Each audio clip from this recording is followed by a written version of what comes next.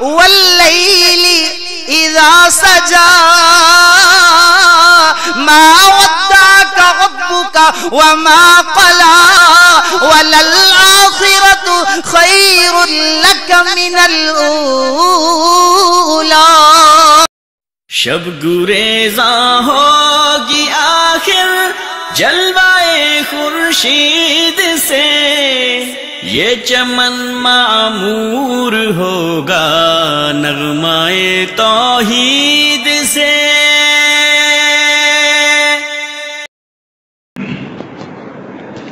اللہ کی رحمت، اس کے فضل اور اس کی توفیق سے آج 27ویں پارے کے ساتھ ہمارا قیام مکمل ہوا. اللہ تعالی ہم سب کی طرف سے قبول فرمائے. 27ویں پارے کی ابتدا میں سورہ زاریات جاری ہے. اس کی 60 میں سے 30 آیات گزشتہ پارے میں ہیں اور بقیہ 30 آیات آج کے پارے میں ہیں. اس کے علاوہ 6 مکمل صورتیں وہ بھی آج کے پارے میں شامل ہیں. سورہ الطور ہے، پھر سورہ النجم ہے، پھر القمر ہے، الرحمن، الواقعہ اور الحدید. سورہ زاریات کا بنیادی موضوع قیامت اور قیامت کے وقوع کے دلائل دیے گئے ہیں، اور اس میں اللہ تعالیٰ نے جزا و سزا کا وہ جو تاریخی قانون ہے اللہ کا، کہ جب کوئی قوم شرک کی انتہا کرتی ہے اور اللہ کے نبیوں کی نافرمانی کرتی ہے تو اللہ تعالیٰ ان کو تباہی و بربادی کا شکار کر دیتا ہے. تو اس حوالے سے چند قوموں کا تذکرہ یہاں پہ کیا ہے، اور وہ کرنے سے پہلے جو فرشتے آئے تھے لوط علیہ السلام کی قوم پر عذاب نازل کرنے کے لیے، وہ پہلے حضرت ابراہیم علیہ السلام کے پاس آ گئے.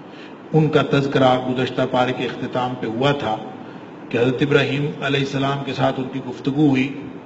آپ تو ان کی مہمان نوازی کر رہے تھے اور وہ کھا ہی نہیں رہے تھے. ابراہیم علیہ السلام پریشان ہوئے. تو یہاں سے یہ بات بھی پتہ چلی کہ مہمان سے پوچھتے نہیں ہیں کہ تم نے کیا کھانا ہے، بلکہ جو کچھ ہو لا کے اس کے آگے رکھ دیتے ہیں، اور بھلے اس نے کھانا ہو یا نہ کھانا ہو، گھر میں جو ما حضر ہو، جو جس چیز کا وقت ہو. اللہ اکبر. تو جب انہوں نے بتایا کہ ہم تو فرشتے ہیں اور ہم ایک تو بیٹے کی خوشخبری دی اور دوسرا پھر اس سے پوچھتے ہیں کہ فرشتوں تمہارا مسئلہ کیا ہے، آئے کس چکر میں ہو؟ فما خطبکم ایھا المرسلون، اصل میں تمہارا مشن کیا ہے؟ قالوا انا ارسلنا الی قوم مجرمین. انہوں نے بتایا کہ ہم اصل میں مجرموں کی قوم کی طرف جا رہے ہیں، یعنی لوط علیہ السلام کی قوم کے اوپر عذاب نازل کرنے کے لیے جا رہے ہیں. دیکھیں ابراہیم علیہ السلام چچا تھے حضرت لوط علیہ السلام کے، تو دل میں خیال آیا کہ میرے بھتیجے کی قوم پر عذاب نازل ہونے والا ہے. تو ابراہیم علیہ السلام نے پریشانی کا اظہار کیا اور ان کو روکنا بھی چاہا کہ تم عذاب نازل نہ کرو. دوسری جگہ پہ اللہ تعالیٰ نے ذکر فرمایا، لیکن فرشتوں نے کہا کہ یہ تو اللہ کا فیصلہ ہو چکا ہے اور یہ ہو کے رہے گا. اس میں لوط علیہ السلام بچ جائیں گے اور ان کے ساتھ جو اہل ایمان ہے وہ بچ جائیں گے. بعض روایات میں یہ بھی ہے کہ انہوں نے حضرت ابراہیم علیہ السلام نے بہت ضد کی کہ تم نے وہاں نہ جاؤ، عذاب نازل نہ کرو. پھر انہوں نے یہ وعدہ کیا کہ اگر لوط علیہ السلام کے ساتھ 10 لوگ بھی مومن ہوں گے تو ہم عذاب نازل نہیں کریں. تو اتفاق ایسا ہے کہ لوط علیہ السلام کے ساتھ جو لوگ تھے وہ 10 بھی نہیں تھے اور پھر ان کے اوپر عذاب نازل ہو گئے. بہرحال یہاں اللہ تعالیٰ نے اس قانون کی گواہی دی ہے اور فرمایا کہ یہ دنیا میں ہی اللہ تعالیٰ کا قانون عذاب آ جاتا ہے، اور بعض لوگ جو یہاں بچ جاتے ہیں ان کے لیے عذاب قیامت والے دن ہوگا. پھر آگے آیت نمبر 47 سے 57 تک دلائل توحید دیے گئے ہیں اور دعوت توحید دی گئی. اس میں بتایا کہ اللہ تعالیٰ نے یہ کائنات، اللہ فرماتا ہے ہم نے اپنے ہاتھوں سے بنائی ہے. وَإِنَّا لَمُوسِعُونَ، اور یہ کائنات روز بروز ہر روز یہ وسعت پذیر کائنات ہے. یہ کائنات جامد نہیں ہے، یہ رکی ہوئی کائنات نہیں ہے کہ بنا کے اللہ تعالیٰ نے چھوڑ دی، ایسے نہیں. ہر روز کوئی نہ کوئی نئی چیز اس میں ہو رہی ہوتی ہے. سورہ الرحمن میں فرمایا کل یوم ہوا فی شأن، ہر روز اللہ تعالیٰ کوئی نہ کوئی نیا کام یہاں کر رہا ہوتا ہے. اور یہاں فرمایا وَإِنَّا لَمُوسِعُونَ، کائنات بڑھ رہی ہے اور سائنسدان حیران ہیں، وہ کائنات کا پتہ ہی نہیں لگا سکے، جو موجودہ کائنات ہے اس کا نہیں پتہ لگا سکے، اور کائنات جو ہے وہ بڑھتی چلی جا رہی ہے. اللہ اکبر. اقبال نے کہا تھا کہ یہ کائنات ابھی ناتمام ہے شاید کہ آ رہی ہے دمادم صدائے کن فیکون، کہ اللہ کی طرف سے روز نئی چیزیں بننے کا آرڈر جاری ہو رہا ہے، کائنات نئی کی نئی بن رہی ہے، یہ بھی اللہ تعالیٰ کی طرف سے ایک نشانی۔ من کل شیء خلقنا زوجین، ہر چیز کا ہم نے جوڑا بنایا ہے، جیسے اندھیرے کے ساتھ اجالا ہے، جیسے دن کے ساتھ رات ہے، ہر چیز کا اللہ تعالیٰ نے جوڑا بنایا ہے۔ تو فرمایا اسی طرح دنیا کے ساتھ جوڑا ہے آخرت، لہذا یہ کیسے ہو سکتا ہے کہ دنیا تو ہے آخرت ہو ہی نہ، گویا وقوع قیامت کی ایک دلیل ہے کہ آخرت بھی آنے والی۔ پھر داعی کے لیے ہدایت دی ہے کہ داعی کو الجھنا نہیں چاہیے، ٹکراؤ پیدا نہیں کرنا چاہیے، اور لوگوں سے الجھے بغیر، ٹکراؤ الجھاؤ پیدا کیے بغیر بس اپنی نصیحت کرتے رہنا چاہیے پازیٹیو وے میں۔ وَذَكِّرْ فَإِنَّ الذِّكْرَىٰ تَنفَعُ الْمُؤْمِنِينَ، کہتے رہیے کہتے رہیے کہتے رہیے، جن کے دلوں میں رتی بھر بھی ایمان ہے ان کو بالآخر فائدہ ہو ہی جائے گا انشاءاللہ۔ پھر فرمایا کہ جنوں اور انسانوں کو صرف میں نے اپنی بندگی کے لیے بنایا ہے، میں نے ان سے رزق کب مانگا؟ یہ سارے رزق کمانے پر لگے ہوئے ہیں، میں نے تو اپنی بندگی کے لیے پیدا کیا۔ ما اريد منهم من رزق، میں نے ان سے رزق مانگا ہی نہیں۔ وما اريد ان يطعمون، نہ میں نے ان کو کہا ہے کہ مجھے کھلاؤ۔ ان اللہ هو الرزاق ذو القوة المتین، وہ اللہ وہی عطا کرنے والا ہے اور وہی اصل قوت کا مالک وہی ہے، نہایت طاقتور اور مضبوط۔ لیکن ہمیں یہ بات سمجھ ہی نہیں آتی۔ آگے سورہ طور ہے، یہ بھی مکی سورت ہے، اور اس میں اللہ تعالیٰ نے کفار مکہ کو تنبیہ کی ہے کہ قیامت قائم ہو کر رہے گی، اور اگر تم اپنی روش سے باز نہ آئے تو دنیا میں بھی تمہیں عذاب آ جائے گا، اور عذاب بھی ایسا کہ جو سابقہ اقوام کو آیا اس سے بھی شدید عذاب آ جائے گا۔ اور پھر خاص طور پہ قیامت کا تذکرہ کر کے کہ قیامت کی تکذیب کرنے والے، اللہ تعالیٰ نے مضمون کی اہمیت کے پیش نظر کئی قسمیں اٹھائی ہیں، طور پہاڑ کی قسم، مقدس کتابوں کی قسم، خانہ کعبہ کی قسم، اور آسمان کی قسم، اور ابلتے ہوئے سمندروں کی قسم کہ آخرت یقیناً قائم ہوگی، آسمان لرز اٹھے گا، پہاڑ اڑا دیے جائیں گے، اللہ اکبر، اور اس وقت جہنمیوں کو دھکے مار مار کر جہنم میں پھینکا جا رہا ہوگا، اور ان کو کہا جائے گا بتاؤ تو یہ جادو ہے بھلا جو دنیا میں تم کہتے تھے جادو ہے، بتاؤ تو یہ جادو ہے یا حقیقت ہے؟ اور پھر کہا جائے گا صبر کرو چاہے نہ کرو برابر ہے، اسی میں تم چلو گے، اللہ تعالیٰ معاف فرمائے۔ اس کے بعد متقین کا ذکر ہے مجرمین کے مقابلے میں کہ اللہ تعالیٰ متقین کو جنت عطا فرمائے گا، سبحان اللہ۔ قیامت قائم ہوگی، اس کے بعد مجرمین جہنم میں، اور متقین ان المتقین فی جنات النعیم، متقین جنت میں جائیں گے، اور جنت میں اس کی بے شمار نعمتیں ہوں گی، پر لطف زندگی ہوگی، ہر طرح کا کھانا پینا وافر ہوگا، قطاروں میں تخت لگائے بیٹھے ہوئے ہوں گے، موٹی آنکھوں والی حوریں ان کی ہوں گی، اور ایک بڑا خاص انعام اللہ تعالیٰ نے یہاں فرمایا ہے جو یہاں سورہ طور میں ذکر ہوا ہے اور کسی جگہ ذکر نہیں ہوا، وہ یہ ہے کہ جنتی جب جنت میں جائیں گے نا تو جو نیک اولادیں ہوں گی نیک بزرگوں کی، اللہ تعالیٰ ان کو آپس میں ملا دے گا، چاہے جو اولادیں ہیں ان کے کام اتنے نیکی والے نہیں تھے جتنے بزرگوں کے تھے، والذین آمنوا واتبعتهم ذریتهم بایمان الحقنا بهم ذریتهم، یعنی جن لوگوں نیک لوگوں کی اولادیں اسی راستے پر چلی تھیں، نیکی کے راستے پر، لیکن اتنی نیکیاں نہیں کر سکے، اتنے درجے نہیں ان کے بن سکے۔ قیامت میں اللہ تعالیٰ نے جب حساب کتاب کیا تو جو جنتی ہیں، جو ان کے بزرگ تھے، وہ بہت اونچی جنتوں میں چلے گئے، اور جو ان کے درجے اتنے نہیں تھے، اللہ تعالیٰ فرماتا ہے کہ ہم ان کو ملا دیں گے۔ اب جنت میں آپ کو معلوم ہے اگر ایک درجے کا بھی فرق پڑ گیا تو نبی پاک صلی اللہ علیہ وسلم نے فرمایا نیچے والے درجے کے جنتی اوپر والے درجے کے جنتیوں کو ایسے دیکھیں گے جیسے ہم سورج چاند ستاروں کو دیکھتے ہیں، یعنی اتنا فرق ہوگا درجوں کا۔ تو اگر اتنا فرق پڑ گیا تو پھر نیچے والے جنتی کہاں اور اوپر والے کہاں؟ اللہ تعالیٰ فرماتا ہے کہ جو نیک اولاد ہے ان کے لیے خوشخبری ہے کہ ہم ان کو ان کے بزرگوں کے ساتھ ملا دیں گے، اور ظاہر ہے ملانے کے دو طریقے ہو سکتے ہیں، بزرگوں کو تھوڑا سا نیچے لے آیا جائے یا ان کو تھوڑا سا اوپر لے جایا جائے، تو اللہ تعالیٰ فرماتا ہے وَمَا أَلَتْنَاهُم مِّنْ عَمَلِهِم مِّن شَيْءٍ، ان کے اعمال میں کمی نہیں ہوگی، ان میں ہم اضافہ کر دیں گے اور ان کو ملا دیں گے۔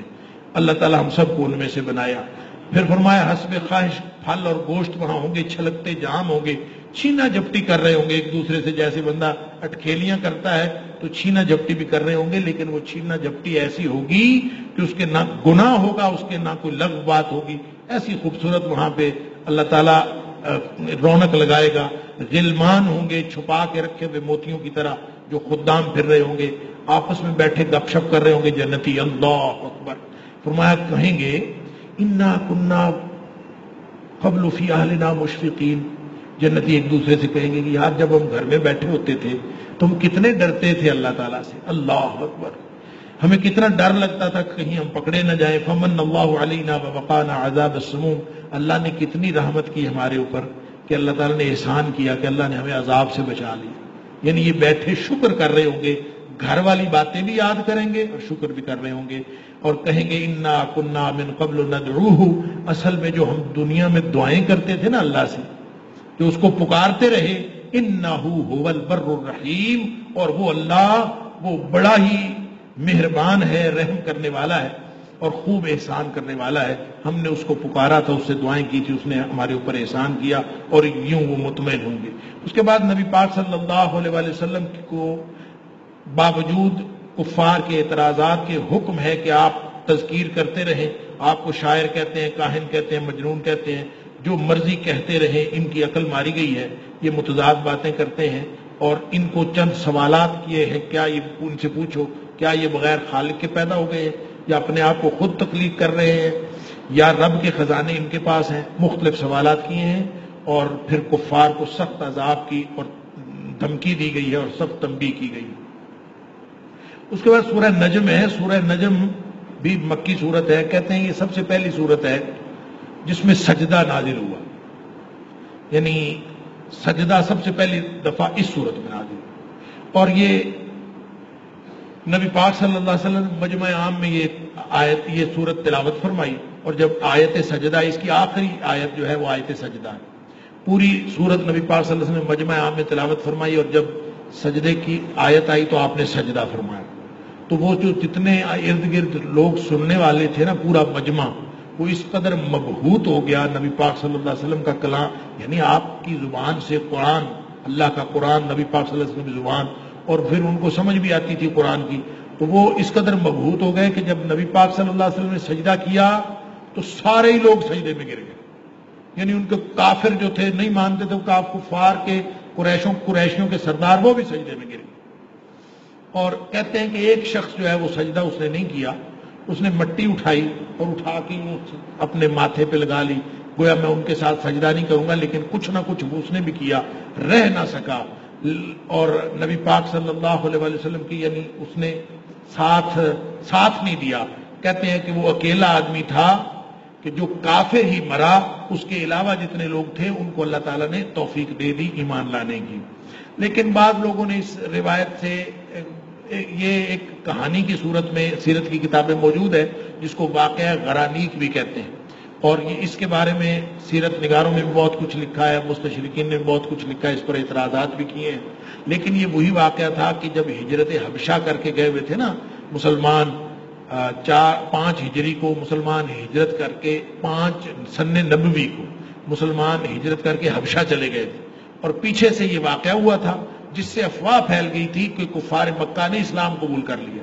یہی افواہ ان تک پہنچی تھی اور وہ لوگ واپس آ گئے تھے کہ شاید انہوں نے اسلام قبول کر لیا ہے. اور یہاں آگے پتہ چلا کہ انہوں نے اسلام قبول نہیں کیا اور پھر دوبارہ ان کو ہجرت کرنا پڑی. اس لیے ہجرت حبشہ 2 دفعہ ہوئی ہے. اور یہ جو واقعہ تھا اس پر کہتے ہیں کہ کفار نے پھر اپنے آپ کو صرف اپنی شرمندگی ٹالنے کے لیے یہ کہا تھا کہ اصل میں ہم نے سجدہ نبی پاک صلی اللہ علیہ وسلم کا قرآن سن کے نہیں کیا. اس میں کچھ آیتیں ایسی تھی جس میں ہماری دیوی دیوتاؤں کا ذکر تھا, ہماری دیویوں کا ذکر تھا. ہم نے تو اپنی دیویوں کے نام پر, انہوں نے خود یعنی ایک من گھڑت قصہ بنایا کہ ہم نے تو اپنی دیویوں کے نام پر سجدہ کیا تھا, ہم نے محمد کریم صلی اللہ علیہ وسلم کے قرآن کی وجہ سے سجدہ نہیں کیا. اور وہ ایک خود ساختہ آیت بھی بنا لی کہ تلک الغرانیق العلا وان شفاعتهن لترتجا, کہ یہ جو دیویاں ہیں یہ بڑی بلند مرتبہ دیویاں ہیں اور ان کی سفارش قبول کی جائے گی. یہ 2 آیتیں بنا کے اپنی طرف سے اور یہ ایک واقعہ گھڑ لیا. اس لیے اس واقعے کے اوپر بے شمار اعتراضات بھی ہیں اور بہت لمبی چوڑی گفتگو سیرت نگاروں نے کی. اس ساری کا تعلق اس سورہ نجم کے اس سجدے کے ساتھ ہے.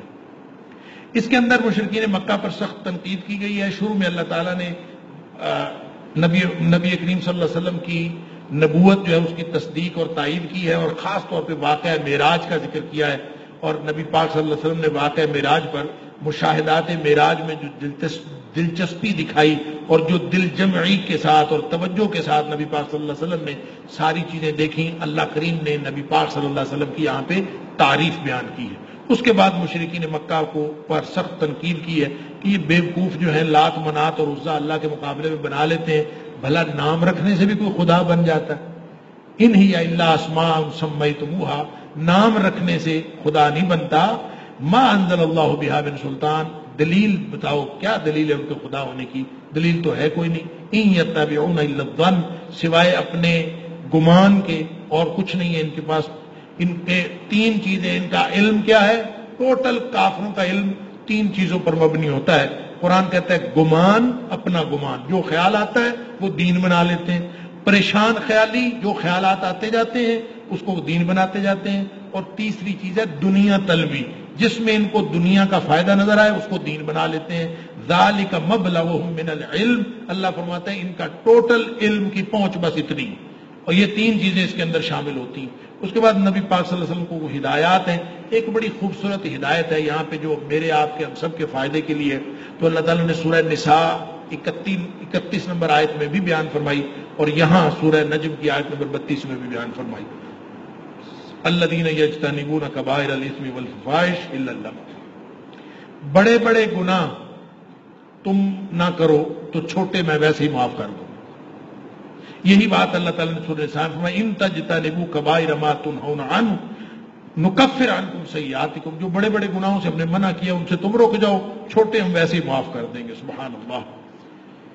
اس کے بعد اس سورت کے آخر پہ یہ پورا جو آخری صفحہ ہے، اس میں ابراہیم علیہ السلام کا جو صحیفہ تھا، صحیفہ ابراہیم، اور صحیفہ موسیٰ یعنی تورات، ان کے جو جتنے مضامین ہیں ان کا خلاصہ اللہ نے یہاں بیان فرمایا، یعنی اس کو قرآن کا حصہ بنا دیا کہ کوئی دوسرے کا بوجھ نہیں اٹھا سکتا۔ اللہ تزر وازرۃ وزر اخرى، یہ بھی یعنی اس وقت بھی یہی ضابطہ تھا، آج بھی یہی ضابطہ ہے۔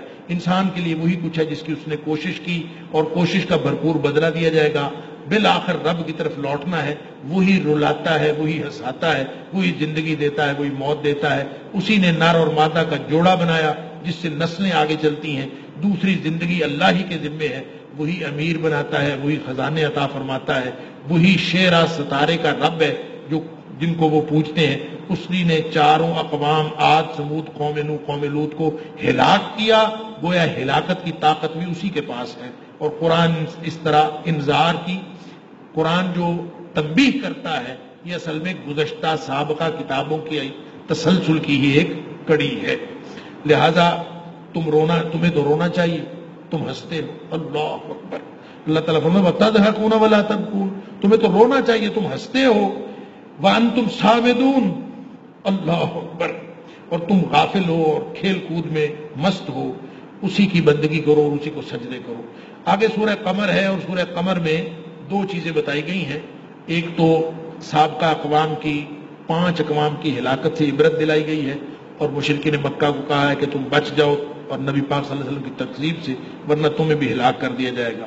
اور ایک یہاں ایک خوشخبری سنائی گئی ہے مسلمانوں کو، اور دھمکی دے گئی ہے مشرکین کو کہ اللہ تعالیٰ نے جتنی بھی تمہاری الائیڈ فورسز ہیں ساری کی ساری وہ تباہ و برباد ہو جائیں گی، اور اللہ تعالیٰ بالآخر مسلمانوں کو کامیابی عطا فرمائے گا۔ لیکن اس صورت کا آغاز ہوا ہے معجزہ شق القمر کے ذکر سے۔ اقتربت الساعہ وانشق القمر، قیامت قریب آ گئی، چاند پھٹ گیا۔ اور یہ چاند پھٹ گیا سے مراد کیا ہے؟ متواتر روایات سے ثابت ہے، بخاری کی، مسلم شریف کی، ترمذی شریف، مسند احمد اور مختلف کتابوں میں متواتر روایات ہیں کہ نبی کریم صلی اللہ علیہ وسلم نے چاند کی طرف اشارہ کیا اور چاند پھٹ گیا، اور یہ مشرکین مکہ کے مطالبے پر ہوا تھا۔ بعض روایات میں یہ ہے کہ نبی پاک صلی اللہ علیہ وسلم اس وقت مینا میں تھے، آپ نے اشارہ کیا چاند کو، اور چاند 2 ٹکڑے ہو گیا، بالکل ایک ٹکڑا جبل نور کے اس طرف چلا گیا اور ایک ٹکڑا جبل نور کے اس طرف چلا گیا۔ ساری دنیا نے دیکھا، لوگ حیران رہ گئے۔ پھر اس کے بعد پھر وہ واپس آئے اور جڑ گئے۔ اللہ تعالیٰ فرماتا ہے جس طرح چاند پھٹ کر جڑ گیا، اسی طرح کائنات بھی تباہی کے بعد پھر جڑ جائے گی۔ جو اللہ چاند کو جوڑنے پر قادر ہے وہ اسی طرح ان یرو آیت یورد ویقول سحر مستمر، بدبخت کافر وہ معجزہ بھی دیکھتے ہیں تو وہ کہتے ہیں یہ تو جادو ہے۔ اور پھر اللہ تعالیٰ نے آیت نمبر 44 اور 45 میں یہ فرمایا ہے کہ ماضی سے سبق تم نہیں لیتے، نہ سمجھانے سے سمجھتے ہو، تمہارا معاملہ قیامت کو ہی طے ہوگا۔ اور کفار کا یہ جو زعم باطل ہے کہ تم مارے نہیں جا سکتے، اللہ تعالیٰ فرماتا ہے افکفارکم خیر من اولئکم، یہ جو پچھلی قومیں تباہ و برباد ہو گئیں تمہارے کفار کوئی ان سے بہتر ہیں، کوئی الگ کافر ہے؟ ام لکم برات فی الزبر، یا پھر کوئی سرٹیفکیٹ اللہ نے تمہیں دے دیا ہے کہ تم نے تباہ نہیں ہونا؟ ام یقولون نحن جمیع منتصر، اور تم کہتے ہو کہ ہم تو بڑی قوت ہیں، ہم الائیڈ فورس ہیں۔ سیہزم الجمع ویولون الدبر، اللہ تعالیٰ فرماتا ہے کہ ان قریب یہ ساری کی ساری جو تمہاری قوت ہے یہ تباہ و برباد ہو جائے گی اور تم پیٹھ پھیر کے بھاگو گے۔ یہ وہ دو آیات ہیں۔ نبی پاک صلی اللہ علیہ وسلم جب غزوہ بدر کے موقع پر 313 ادھر کھڑے ہیں، 1000 ادھر کھڑے ہیں، نبی پاک صلی اللہ علیہ وسلم مقام عریش پر جو اوپر پہاڑی پہ خیمہ لگا ہوا تھا، جہاں آج کل مسجد عریش بنی ہوئی ہے، وہاں نبی پاک صلی اللہ علیہ وسلم خیمے کے اندر دعائیں کر رہے تھے اور دعائیں کرتے رہے، اتنی دعائیں کی بالآخر ابوبکر صدیق رضی اللہ تعالیٰ عنہ نے کہا اللہ کے رسول صلی اللہ علیہ وسلم بس کر دیجئے، اللہ تعالیٰ نے آپ کی دعائیں قبول فرما لی۔ پھر نبی پاک صلی اللہ علیہ وسلم دعائیں کر کے جب نیچے اتر رہے تھے، جنگ کی طرف آ رہے بھی، جنگ ہوئی نہیں، تو نبی پاک صلی اللہ علیہ وسلم یہی دو آیات پڑھ رہے تھے، ام یقولون نحن جمیع منتصر سیہزم الجمع ویولون الدبر، کہ یہ سب بھاگ جائیں گے اور ان قریب اللہ تعالیٰ فتح عطا فرمائے گا۔ اس کے بعد سورہ الرحمن ہے۔ سورہ الرحمن کے 3 حصے، ویسے تو بڑی خوبصورت پوری سورت ہی ماشاءاللہ پورا قرآن ہی خوبصورت ہے، اور اس سورہ الرحمن کی اپنی چاشنی، قراء حضرات بھی بڑا مزے لے لے کے پڑھتے ہیں، لیکن ہمیں تو بس ایک جو بار بار تکرار ہے فَبِأَيِّ آلَاءِ رَبِّكُمَا تُكَذِّبَانِ، بس ہمیں تو اسی کی سمجھ آتی، باقی چیزوں کی ہمیں سمجھ نہیں آتی۔ اصل میں اس کے 3 حصے ہیں، بہت اہم یہ مضمون ہے۔ پہلے حصے میں آیت نمبر 1 سے 28 تک مظاہر قدرت بیان ہوئے، دنیاوی نعمتوں کا ذکر ہے۔ اصل میں الرحمن کے لفظ سے سورت شروع ہوتی ہے، گویا اللہ کے یعنی رحمان کی رحمانیت کی دلیل ہے۔ یہ جو مظاہر فطرت ہیں، دنیاوی نعمتیں، یہ رحمان کی رحمانیت کے دلائل دیے گئے۔ پھر اس کے بعد دوسرا حصہ ہے آیت نمبر 29 سے 45 تک، اس میں قیامت کا تذکرہ ہے، مجرمین کا تذکرہ۔ اللہ اکبر۔ یعرف المجرمون بسیماہم فیؤخذ بالنواصی والاقدام، اس دن کسی سے پوچھا نہیں جائے گا تیرا کیا جرم ہے، آپ بتاؤ بھائی تم کس چکر میں آ گئے ہو ادھر۔ فیومئذ لا یسأل عن ذنبہ انس ولا جان، کسی جن اور انسان کو پوچھا نہیں جائے گا کہ تیرا جرم کیا ہے۔ یعرف المجرمون بسیماہم، مجرم اپنی شکل سے پہچانے جائیں گے کہ یہ کس چکر میں پھنسا ہوا ہے۔ اللہ اکبر۔ فیؤخذ بالنواصی والاقدام، بس مجرموں کو چہرہ دیکھیں گے فرشتے اور فوراً پکڑ لیں گے اور ان کے پیشانی کے بال پکڑ کے ان کے پاؤں کے ساتھ باندھ دیں گے اور یوں بیڑیاں ڈال دیں گے ان کو۔ اللہ اکبر۔ اس سے بعض لوگوں نے استدلال یہ بھی کیا ہے کہ ہمیں اپنی شکل تو کم از کم مسلمانوں والی بنا لینی چاہیے، شکل تو ایسی نہ ہو کہ فرشتے دیکھتے ہی سمجھے کہ یہ مجرم ہے، ایسی شکل ہونی چاہیے جو اللہ کے رسول صلی اللہ علیہ وسلم کی اور آپ کے صحابہ کے ساتھ مطابقت رکھتی ہو، مجرموں کے ساتھ مطابقت نہ رکھتی ہو۔ اور پھر جو آخری حصہ ہے اس کا تیسرا، آیت 46 سے 77 تک، اس میں جنت اور اس کی نعمتوں کا ذکر ہے۔ سبحان اللہ۔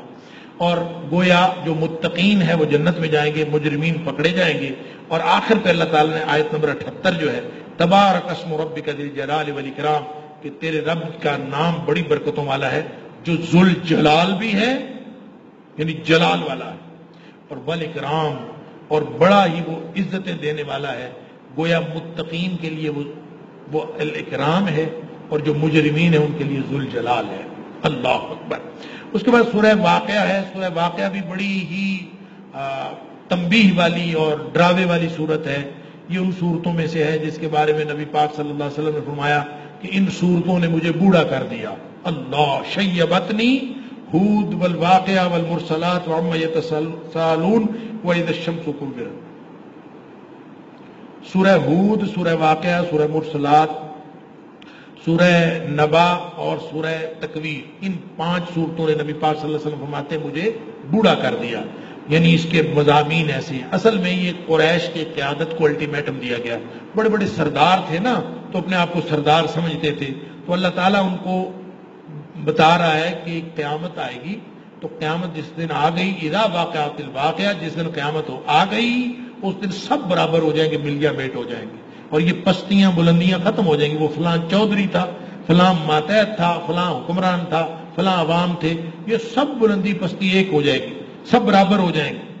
لیکن وہاں تین جو ہے گروہ ہوں گے، ایک وی آئی پی جنتی، ایک عام جنتی اور ایک جہنمی. بس تین گروہ ہوں گے. اللہ، باقی سارے یہ جو دنیا میں تفاوت ہے نا، فلاں بڑا چودھری، فلاں چھوٹا چودھری، فلاں حکمران اور فلاں ایسا اور فلاں ایسا، یہ سارا کچھ ختم ہو جائے گا، سب برابر ہو جائیں گے. وی آئی پی جنتی جو ہے اللہ تعالیٰ فرماتا ہے والسابقون السابقون اولئک المقربون، یہ بالکل مقرب ہے. یہ چھوٹا سا گروہ ہوگا، یہ تھوڑے لوگ ہوں گے، گزشتہ امتوں سے بھی ہوں گے، تھوڑے اس امت میں سے ہوں گے. یہ وی آئی پی جنت ہوگا، ان کی نعمتیں سب اسپیشل ہوں گی. وی آئی پی جو ہوئے، پھر اس کے بعد عام جنتی ہیں اصحاب الیمین، سبحان اللہ، ان کے لیے بھی نعمتیں کوئی تھوڑی نہیں ہیں. فرمایا کہ جو سابقون ہیں ان کو سونے کے تخت دیے جائیں گے، تکیے لگا کے بیٹھے ہوئے ہوں گے، شراب طہور پلائی جائے گی جس سے نہ سر درد ہوگا نہ بدہوشی ہوگی، پھل اور پرندوں کے گوشت ان کو دیے جائیں گے، اور موٹی آنکھوں والی حوریں ان کے لیے ہوں گی. اصحاب الیمین جو عام جنتی ہیں ان کے لیے بھی فرمایا بغیر کانٹے کے بیریاں ہوں گی، اور تہ بتہ کیلے، چلتا ہوا پانی، خوب پھل دیے جائیں گے، اونچے تختوں پر بیٹھے ہوں گے، اور خوبصورت کنواری اور محبت کرنے والی حوریں ان کے لیے تیار کی جائیں گی. تیسرا گروہ ہے اصحاب الشمال. اللہ اکبر، سخت گرم ہوا، لو کی لپٹیں ان کو پڑیں گی، کھولتا ہوا پانی ان کو دیا جائے گا، سیاہ ترین دھوئیں کا گرم سایہ ہوگا، نہ وہ ٹھنڈ دے گا نہ ان کو فرق دے گا. تھور کا درخت، کانٹے دار درخت کھانے کو دیا جائے گا. اللہ اکبر. فرمایا کہ یہ وہ لوگ ہیں جو بڑے گناہ یعنی شرک پر اصرار کرتے تھے، اللہ تعالیٰ معاف فرمائے. اس کے بعد اللہ تعالیٰ نے امکان آخرت کے دلائل دیے ہیں، تخلیق انسان کا ذکر کیا ہے. بتاؤ تو انسان ایک حقیر قطرہ آب سے انسان بن جاتا ہے، کون بناتا ہے؟ دنیا کی کوئی میڈیکل سائنس اس کو نہیں بنا سکتی. اللہ نہ بنانا چاہے تو قطرہ قطرہ ہی پڑا رہے، ضائع ہو جائے، بن نہیں سکتا. پھر اللہ تعالیٰ نے فرمایا بیج ڈالتے ہو تم زمین میں، وہ کیسے اگتا ہے؟ کون اگاتا ہے؟ تم اگاتے ہو یا اللہ اگاتا ہے؟ پھر فرمایا پانی آسمان سے تمہارے لیے آتا ہے، یہ کون نازل کرتا ہے؟ اگر اللہ تعالیٰ پانی روک دے تو کوئی ہے اس کو عطا کرنے والا. اسی طرح آگ، فرمایا آگ جو تم سلگاتے ہو، یہ اللہ تعالیٰ نے یہ سارا سسٹم پیدا کیا ہے، درخت پیدا کیے جن کو آپس میں ٹکراتے ہو تو آگ پیدا ہو جاتی ہے. اگر اللہ تعالیٰ نہ پیدا کرے تو کہاں سے آئے گی؟ پھر قرآن کا تعارف کروایا گیا ہے، اور قرآن کی عظمت بیان کی گئی ہے، اور بتایا ہے کہ قرآن سے بے اعتنائی کرنے والے وہ سخت خسارے کا شکار ہوں گے. موت کے وقت کی بے بسی بتائی. اللہ، فلولا اذا بلغت الحلقوم، جب جان نکلتے نکلتے یہاں پہنچ جاتی ہے نا اس حلقوم پر. اللہ اکبر. وانتم حینئذ تنظرون، مرنے والا جا رہا ہے، تم سب ارد گرد کھڑے ہوئے ہوتے ہو. اللہ فرماتا ہے وَنَحْنُ أَقْرَبُ إِلَيْهِ وَلَكِنْ لَا تُبْصِرُونَ، ہم تم سے زیادہ اس کے قریب ہوتے ہیں اس وقت، لیکن تمہیں نظر نہیں آ رہا ہوتا. اللہ اکبر. فَلَوْلَا إِن كُنتُمْ غَيْرَ مَدِينِينَ، اگر آخرت کوئی نہیں، اگر کوئی ایسا مسئلہ نہیں، دوبارہ باس بعد الموت کوئی نہیں، اللہ تعالیٰ کے سارے نظام کو تم نہیں مانتے، تو پھر اگر تم نہیں مانتے تو ترجعونها ان کنتم صادقین، دنیا کائنات کے سارے ڈاکٹر اکٹھے کر لو، یہ جو جا رہا ہے اس کو واپس لا کے دکھا دو. ظاہر ہے تم واپس نہیں لا سکتے، تو جہاں وہ جا رہا ہے وہاں کچھ ہے نا، کوئی دنیا ہے جہاں لے جایا جا رہا ہے. اللہ اکبر. اس کے بعد سورہ حدید ہے. سورہ حدید مدنی سورت ہے، اور اس کے شروع میں سبحا یہ لفظ آیا ہے، اس کو کہتے ہیں مسبحات. اور یہ 5 صورتیں ہیں جو مسبحات ہیں، سورہ حدید، سورہ حشر، سورہ صف، سورہ جمعہ اور سورہ تغابن. اس کے بارے میں بعض روایات میں ترمذی شریف کے اندر اور نسائی شریف کے اندر یہ بھی آتا ہے کہ نبی پاک صلی اللہ علیہ وسلم سونے سے پہلے مسبحات پڑھ کے سوتے تھے. یہ تو 5 صورتیں کافی زیادہ بن جاتی ہیں. سورہ ملک بھی آپ پڑھ کے سوتے تھے. تو بعض لوگوں نے کہا ہے کہ سورہ واقعہ بھی پڑھ کے سوتے تھے، اور ایک روایت میں آتا ہے کہ سورہ واقعہ جو شخص پڑھ کے سوتا ہے اس کو اللہ تعالیٰ غریبی دور کر دیتا ہے اس کی، لیکن یہ روایت ضعیف ہے، وہ صحیح نہیں. مسبحات کے بارے میں نبی پاک صلی اللہ علیہ وسلم پڑھ کے سوتے تھے، یہ روایت صحیح ہے جس کی شرح میں محدثین نے لکھا ہے کہ ہو سکتا ہے کہ نبی پاک صلی اللہ علیہ وسلم مسبحات میں سے کوئی نہ کوئی ایک سورت پڑھ کے سوتے ہو، یا پھر کبھی آپ پوری مسبحات پڑھ لیتے ہو. بہرحال تو سبح للہ ما فی السماوات والارض، زمین و آسمان کی ہر چیز اللہ کی تسبیح بیان کرتی ہے. یہ تسبیح کیسے بیان کرتی ہے، کہاں بیان کرتی ہے؟ ہر چیز جہاں جہاں ہے وہ اپنی زبان میں بیان کرتی ہے. سورہ بنی اسرائیل میں اللہ تعالیٰ نے فرمایا وَلَٰكِن لَا تَفْقَهُونَ تَسْبِيحَهُمْ، تمہیں ان کی تسبیح کا پتہ نہیں. سورہ نور میں اللہ تعالیٰ نے فرمایا یہ صرف تسبیح ہی بیان نہیں کرتے، یہ دنیا کی ہر مخلوق نمازیں بھی پڑھتی ہیں. كُلٌّ قَدْ عَلِمَ صَلَاتَهُ وَتَسْبِيحَهُ، تسبیح بھی کرتے ہیں، نماز بھی پڑھتے ہیں، لیکن تمہیں نہیں پتا کہ ان کی نماز کیا ہے. اس کا مطلب یہ ہوا کہ یہ زبان حال سے پڑھتے ہیں.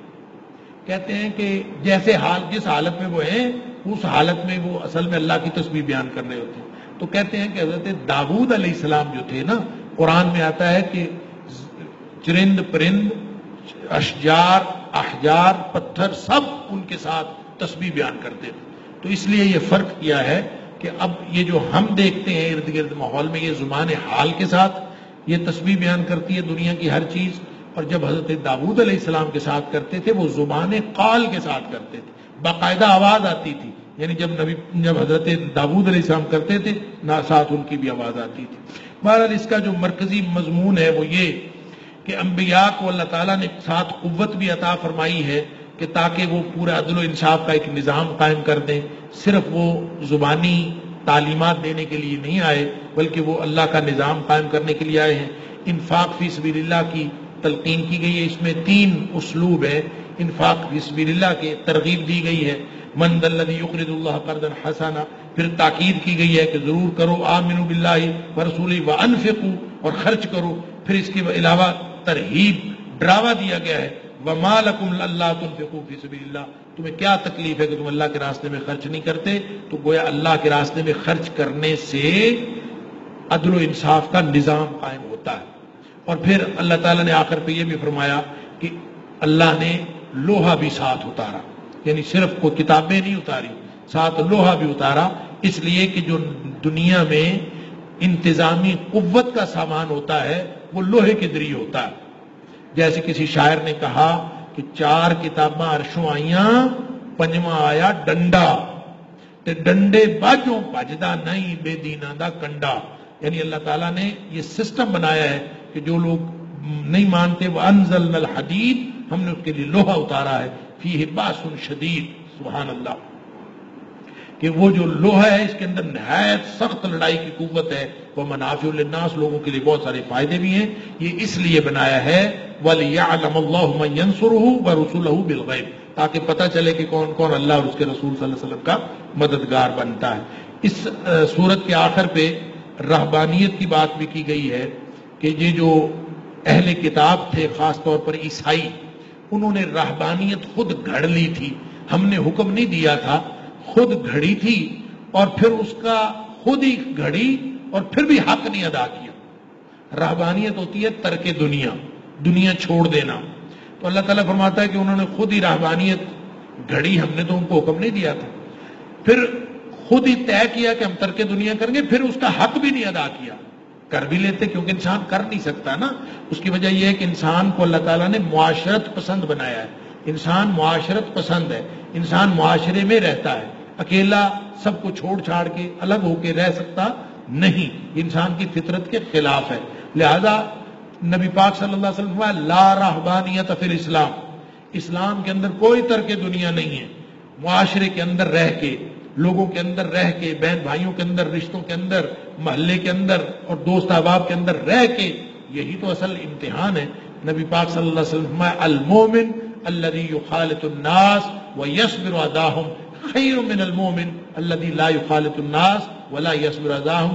وہ مومن بہت بہتر ہے جو لوگوں کے درمیان رہتا ہے اور لوگوں کی تکلیفیں بھی سہتا ہے، ان پر صبر بھی کرتا ہے. اور دوسرا مومن غار میں جا کے بیٹھ جاتا ہے اور وہ نہ تو تکلیفیں سہتا ہے، نہ کسی کی بات پر صبر کرتا ہے. لہذا اصل میں اللہ تعالیٰ نے جو ہمیں حکم دیا ہے، بھری پوری دنیا کے اندر رہ کے اللہ کے حکم کی پابندی کرنی ہے، جہاں مواقع بھی ہوں اللہ کے حکم کی خلاف ورزی کے. وگرنہ اگر غاروں میں بیٹھ کے اگر کوئی شخص بیٹھ جائے تو وہاں تو نافرمانی کا موقع ہی کوئی نہیں ہوگا. تو وہ کسی شاعر نے کہا تھا کہ درمیان قعر دریا تختہ بندم کردائی باز بھی گوید کہ دامن تر مکن ہوشیار باش، کہ ایسے ہے جیسے اللہ تعالیٰ نے یعنی دنیا میں انسان کو بھیجا ہے، یہ ایسے ہی ہے جیسے کسی شخص کو تختے پر باندھ کر سمندر کے درمیان میں پھینک دیا جائے اور ساتھ اس کو تنبیہ کی جائے کہ خبردار تمہارا دامن گیلا نہیں ہونا چاہیے۔ ہے انسان سمندر کے درمیان لیکن دامن سے گیلا نہیں کرنا۔ اس دنیا میں رہتے ہوئے دنیا کی آلائشوں سے بچنا یہی امتحان ہے۔ اس لیے لا رہبانیت فی الاسلام، اسلام کے اندر کوئی رہبانیت نہیں۔ اللہ تعالیٰ مجھے اور آپ کو قرآن سمجھنے اور عمل کرنے کی توفیق عطا فرمائے۔ وآخر دعوانا الحمدللہ۔